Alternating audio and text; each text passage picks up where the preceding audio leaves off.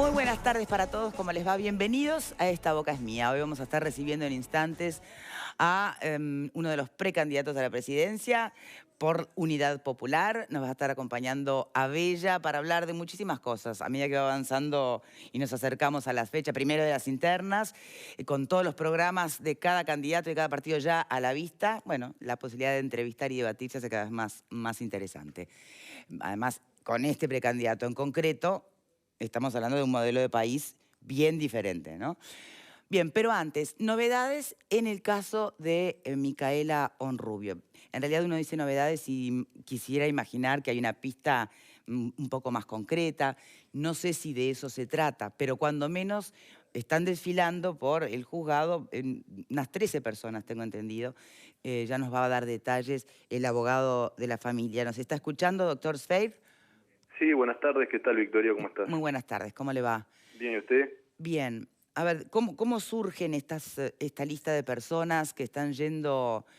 Tengo entendido que no fue tan voluntariamente, digamos, sino que fueron invitados. Eso así aparece en la prensa, no sé cómo se traduce oficialmente. Sí, el término invitación es entre comillas, ¿no? O sea, una invitación formal a que comparezcan a la Fiscalía a brindar los hechos que tengan conocimiento. Bien. Exactamente. ¿Y de dónde surge que son personas que tienen información relevante?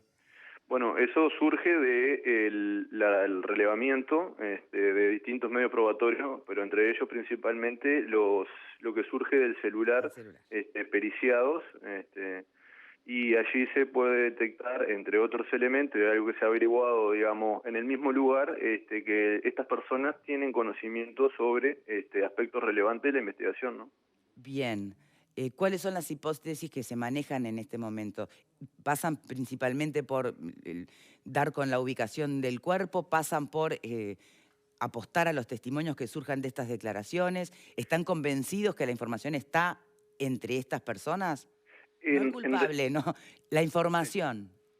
No, claramente, o sea, lo que esta persona, no exactamente el lugar preciso, no tenemos claro que lo tengan en conocimiento. En esta investigación, además de eso, que es fundamental e importante, se están recabando elementos para seguir asentando la responsabilidad del formalizado. Del formalizado, exacto. Exactamente. Entonces son distintos elementos y testimonios que a partir de distintas versiones se van avanzando en líneas de investigación, digamos, en posibilidades de actuar y en fin, en conocer un poco más quién es el formalizado, que es parte mismo de la investigación, digamos. Bien. Ahora, para entender un poco más las posibilidades, ¿no?, de desarrollo de este caso concreto, aun cuando lo que pueda surgir de las declaraciones de estas personas sean o abonen la teoría de que el que está hoy procesado con preventiva es una persona capaz de haber cometido el homicidio de Micaela, ¿no? Sí. Partiendo de esa base, aún sin tener la confesión del involucrado, porque él no lo niega, lo sigue negando. ¿En qué medida encontrar el cuerpo de Micaela, más allá de lo que significaría para la familia, ni qué hablar? Pero ¿qué tanto puede cambiar los hechos, estas declaraciones sin el hallazgo del cuerpo? ¿Hasta qué punto la no confesión de la culpa del detenido está entorpeciendo avanzar? Bueno, en ese sentido, como tú bien lo diferenciás, tenemos una parte humana, que en realidad la parte de la familia y bueno, todo lo que implica para la familia el hecho de encontrar a Micaela, también a nivel judicial. Lo que sucede que en el proceso sería un elemento bueno que se pudiera llegar también en el proceso, pero a nivel judicial, digamos, a mi forma de ver y como lo hemos analizado, ya existen una serie de hechos que responsabilizan al formalizado del fallecimiento o desaparición con fallecimiento. Bien. Ya a esta altura. Repasemos esos hechos, doctor, sí. para recordar, ¿no?, que no estamos hablando de un sospechoso que surge a partir de un testimonio, no. No, por supuesto. Hay muchos elementos que lo ubican, por lo pronto, como la última persona que pudo estar con Micaela, sangre mediante en su propio auto. A ver, Exactamente, como usted está diciendo, estos son hechos comprobados, o sea, no son hipótesis, son una sucesión de hechos que se van a comprobar, de que demuestran de que el formalizado merodeaba el lugar donde la víctima trabajó, se lo vio en la ciudad de Capurro, hay quienes vieron que se subió al vehículo de esta persona. Hay personas que identifican en un número bastante importante testigos presenciales que, si bien no describen, no afirman que era él, sí describen a una persona con características similares a la a la persona formalizada. Hay un auto que es propiedad de la persona formalizada, que esas personas lo ubican en el lugar donde escuchan 3 o 4 disparos. Ese mismo lugar es donde está la sangre de Micaela. Hay un lago hemático con una circunferencia bastante importante, que lamentablemente se presume fuertemente que ella no esté con vida, y posteriormente a esa escena, la sangre de la víctima en el vehículo, propiedad del formalizado, sumado a esto, a la pobre explicación que él brinda sobre los hechos que se le están atribuyendo, nosotros entendemos que ya hay bastantes elementos, hay muchísimos elementos suficientes como para responsabilizar a esta persona, independientemente de que, bueno, ojalá que así sea, podamos encontrar el paradero de Micaela, ¿no? Bien. La frase que se extrae como dicha por el detenido, el formalizado, aquello de no la van a encontrar. Usted que tiene el expediente siempre a mano, ¿y en qué contexto está dicho? Porque Bueno, eso uno lo escucha desde afuera y dice, ¿cómo sabes que no? Entonces fuiste tú, y punto, qué tanto, ¿no? Ahora, ¿está dicho en qué contexto? Bueno, eso se intentó investigar, profundizar, y no hubo una confirmación, digamos, por parte de... Se le trasladó la inquietud a la Fiscalía, se hicieron las averiguaciones correspondientes, y nadie confirma, ni en la Guardia o en otro lugar, que lo haya firmado. Sin embargo, varias versiones que sí, extraoficialmente podría haber hecho una afirmación de esa, lo cual, como tú bien decís, bueno, sería una atribución de la responsabilidad total, porque nadie afirma una cosa así si no tiene nada que ver con el asunto, ¿no? No, ¿cómo va a afirmar él que va a ser imposible, o si vos no tenés nada que ver cuando sos el Por eso principal preguntaba el formalizado? alcance de esa frase y si era real y si consta en un expediente, si fue dicha en interrogatorio o extraoficial. No, esa frase surgió en el momento que fue trasladado luego de la formalización a cárcel, y llegó a cárcel central. Una vez que estaba en cárcel central, aparentemente había manifestado una cosa así, pero es extraoficial, digamos. Bien. Otra pregunta, doctor. ¿Sí?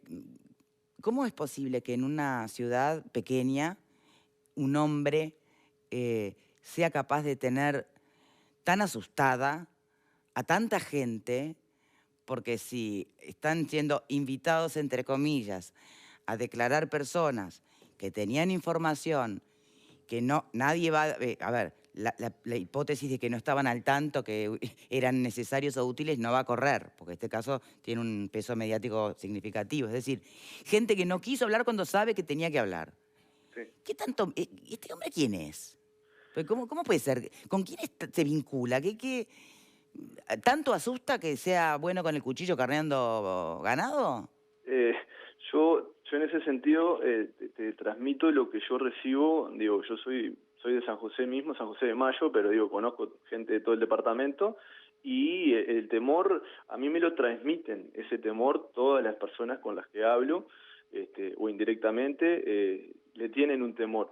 La razón de por qué le tienen el temor, deberíamos, tal vez nos podrían aclarar eso, tal vez las autoridades competentes, ¿no? Yo o esas mismas personas. La verdad que a mí nunca me transmitieron.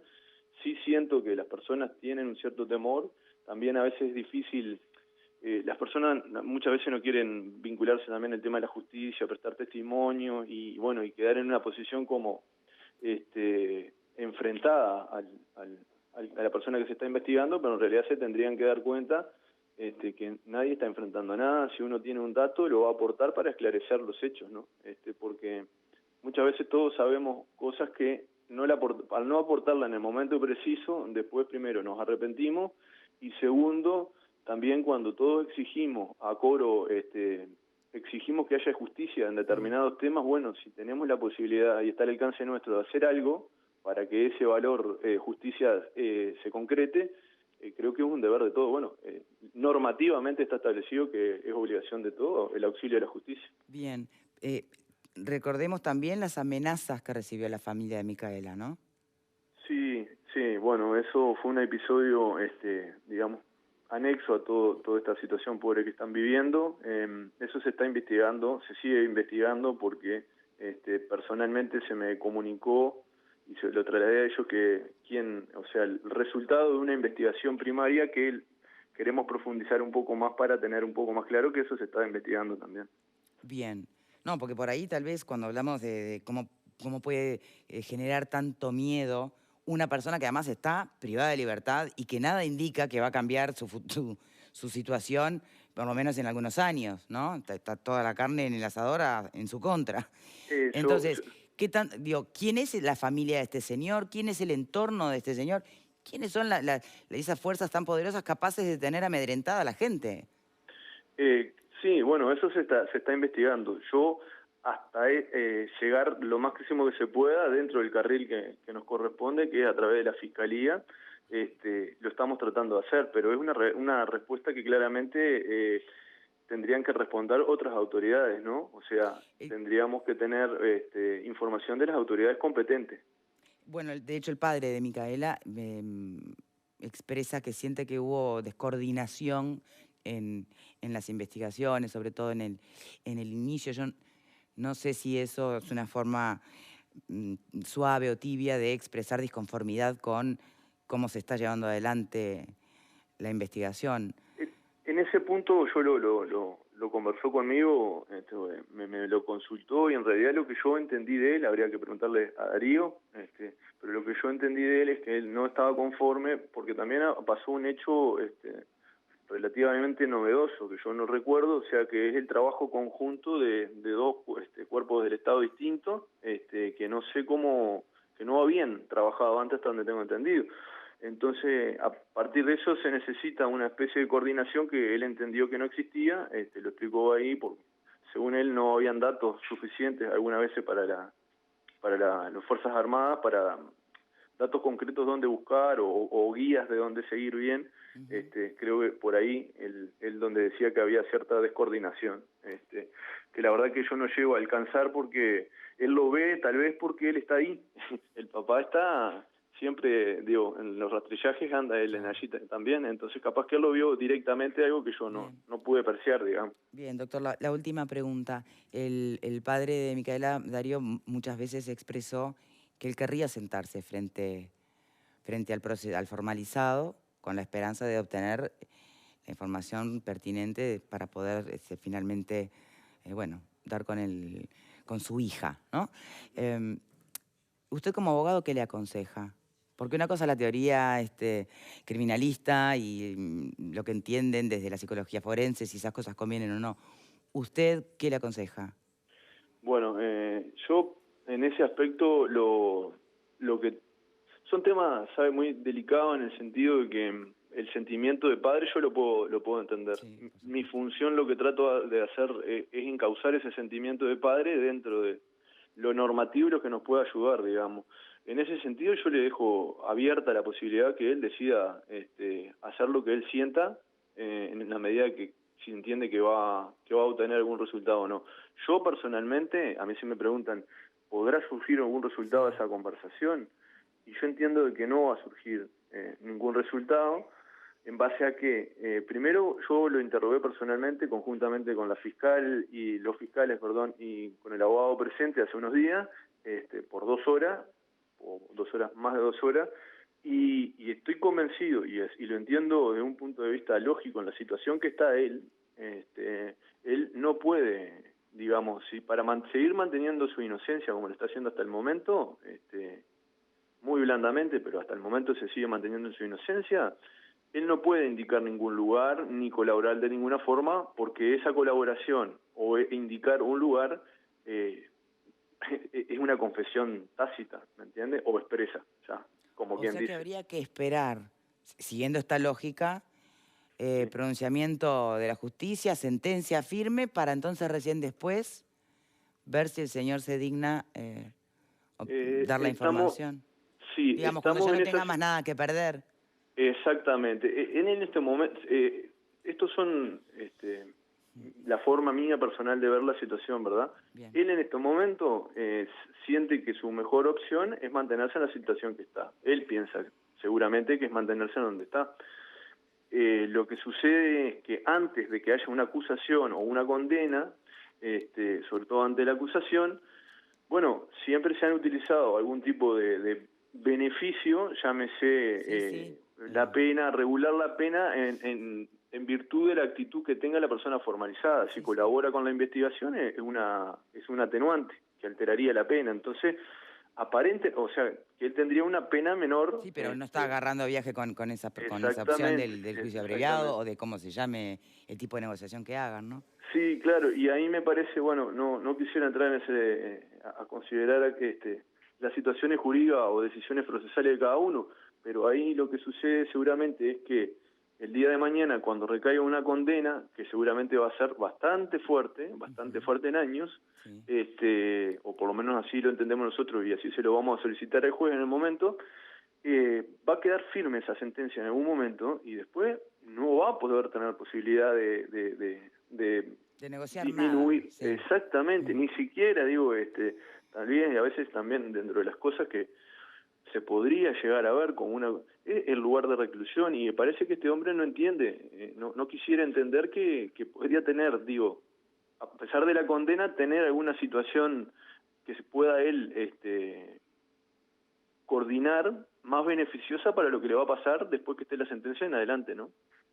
Bien. Por el momento él como que no toma en consideración eso, la verdad que, bueno, son decisiones personales, que esa decisión de él dificulta, porque él tranquilamente podría señalar el lugar, si es que realmente es el responsable, que entendemos que hay muchos elementos de que sí, y bueno, y darle a la familia, sobre todo a esas dos niñas de 7 y 9 años, un lugar para ir a recordar de alguna forma a su madre, ¿no? Sería bastante bueno, pero bueno, él y su abogado, porque en esto hay un abogado que lo está asistiendo, han mantenido otra tesitura. Esto es cuestión de esta, digámosle, incertidumbre que tenemos al día de hoy y con la que ellos están. Sí, lo que pasa es que es una incertidumbre que no pareciera ni siquiera ser el resultado de un asesoramiento legal efectivo de parte de quien lo defiende al formalizado, porque efectivamente todas las pruebas están en su contra. O sea, ¿qué chances hay de que no se lleve adelante la acusación? No, la acusación, me animaría, no, la acusación no hay duda de que se va a realizar. Por eso, y bueno, y con todas las pruebas en su contra, por más que mantenga su inocencia, exactamente. Es extraño de entender. Bien. Esa es la línea de razonamiento que seguimos nosotros. También, digo, la posibilidad que tenemos en tratar de colaborar con la Fiscalía y a través de la familia también de mediar para que esa situación se dé, pero no contamos con la voluntad de él ni indudablemente con quien lo representa. Bien. Doctor, muchísimas gracias por su tiempo. Seguiremos al tanto de la información en cuanto haya nueva disponible. Bueno, muy amable y muchas gracias por la comunicación. No, por favor. Que ande bien. ¿Alguien quiere decir algo? Me gustaría hacer un comentario lateral sobre un aspecto que señaló el doctor Sfeir, comentando el avance de los trabajos y sobre todo la insatisfacción del padre de Micaela y el motivo que aduce el padre de Micaela para sentirse molesto o insatisfecho con los trabajos. Y es lo que el doctor Sfeir ha definido, citando el concepto, no las palabras textuales, pero el concepto del padre de Micaela, cierta desconexión o cierta falta de coordinación entre el trabajo policial y la ayuda que fueron a prestar, sobre todo el ejército, buscando el cuerpo, buscando, en fin, alguna pista, algún indicio. Y ese es un elemento preocupante. Es preocupante hoy, pero además preocupante para el futuro, porque si finalmente prospera el plebiscito constitucional impulsado por el doctor Larrañaga, que implicaría una mayor participación de fuerzas militares en tareas que tienen que ver más bien con asuntos policiales, si eso se verifica y esta situación verificada en este caso concreto no cambia, vamos a tener dificultades. Vamos a tener dificultades, porque uno espera que las distintas fuerzas del Estado, cuando son llamadas a realizar una tarea de interés público, de interés social como este, lo mínimo que tienen que tener un mínimo de coordinación y de cooperación. Y si una persona que está muy cerca de los hechos advierte que eso no ocurre, y el país puede llegar, digamos, a decidir, la ciudadanía puede llegar a decidir que trabajen conjuntamente, bueno, la coordinación es una cosa que tiene que venir sí o sí. Es un tema de capacitación. Bueno, acá dijo coordinación, acá yo estoy citando las palabras, del padre de la víctima. Está obviamente. perfecto, pero yo cito, por ejemplo, a Parrado, que una y otra vez, y lo ha dicho aquí muchas veces, que el ejército no está preparado para la tarea de búsqueda Verónica, de este tipo de elementos como se está buscando. Y me parece que eso es un tema importante. De todas maneras... Su punto de vista, pero este es un caso concreto. De todas maneras, yo quisiera recordar que este fin de semana aparecieron 2 cuerpos de mujeres. Bueno, eso es increíble, ¿no? Uno lee... De mujeres que nadie busca. La noticia es... Por eso, acá aparecen cuerpos, ahora aparecen unas Artigas también. Entonces... Aparece cuerpos de gente supuesto, que nadie reclama. Digo, ojo que nomás... esto no se entienda que es menospreciar este caso, para nada. Estamos todos pendientes de este caso hace 60 días y es desgarrador lo que está viviendo esta familia. Creo que todos podemos comprenderlo, no ponernos en sus zapatos, pero sí comprenderlo. Ahora, esto es el fin de semana. 2 mujeres que aparecen, 2 cuerpos que fueron asesinados, 2 personas que fueron asesinadas y que nadie en su entorno denunció, no están en un registro de personas desaparecidas. La familia, hay una de las familias de una chica que está denunciada como desaparecida, 16 años, se está yendo a reconocer hace un rato. O sea, que podría ser identificada en las próximas horas. Sí. Bueno, pero en un principio, cuando esto aparece, ¿cuántas horas pasaron? No, estamos hablando de días. Pero es que además se encontraron casualmente. Que se encontraron casualmente. Dios mío. Entonces, me parece que el asunto es más de fondo, no es solamente un problema de coordinación, es un problema de capacitación, de ver cómo estamos abordando determinados temas. ¿Y cuánto vale la vida de las personas? Porque acá desaparece gente que todo el tiempo estamos viendo en las redes, mujeres jóvenes en líneas generales. ¿Y cómo estamos reaccionando a eso? Con una página web que tiene datos de no sé qué año. Bastante que desear en ese sentido. Bien, señores, vamos a hacer la pausa. Creo que hasta acá podemos llegar, ¿no? Con este tema, seguimos siempre esperando cuánta información surja y, bueno, la abordamos en el momento. Hacemos una pausa y cuando regresemos estaremos con Abella. Ya venimos.